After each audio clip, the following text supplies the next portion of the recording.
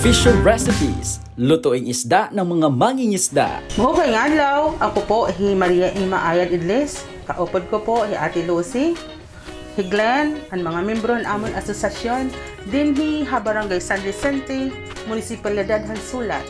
So welcome po ha amon barangay Isla Hampaggawaan Hanpudpod.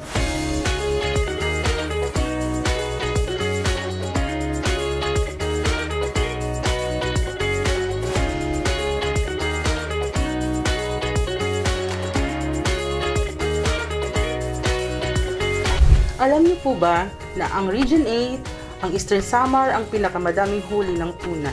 Ang tuna ang pinaka-main ingredient sa paggawa ng pudpod. So tara na, samahan niyo po kami sa paggawa ng aming fishy recipes, ang pudpod. Tara, simulan na natin ang paggawa ng pudpod. So simulan natin ang paglinis ng isda. Una, tatanggalan mo muna natin ng ulo at saka laman loob ng isda. Kanina, tinanggalan na ni Glenn. So ito na yon, hihiwain na lang ngayon. So, hihiwain natin, saka huhugasan, at ilalagay doon sa may kaldero. After nun, hugasan din isasaing doon sa saingan. Ito na ang ating nasaing na tuna. So, palalamigin muna natin siya. After palamigin, hihimayin na natin siya para ihiwalay yung balat at saka yung buto.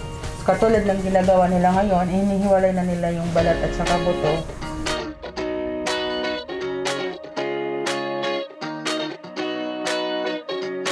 Pagkatapos nito, ihalo ang asin, suka, kalamansi juice, at iba pang pampalasa na dito lang matatagpuan sa aming isla.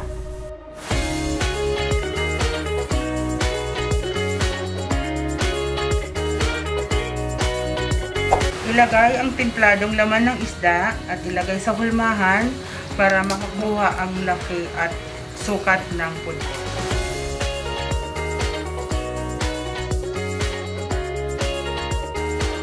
Ngayon, ilalagay na natin ang ating mga nahulmang pudpod dito sa ating bamboo oven. Then, lulutuin natin yan sa pamamagitan ng coconut husk at aantayin natin maging kulay brown.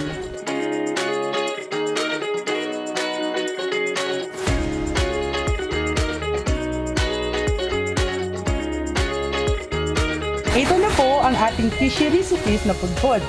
Pwede na itong kainin o kaya naman i-vacuum seal para tumagal hanggang 3 o 4 na buwan.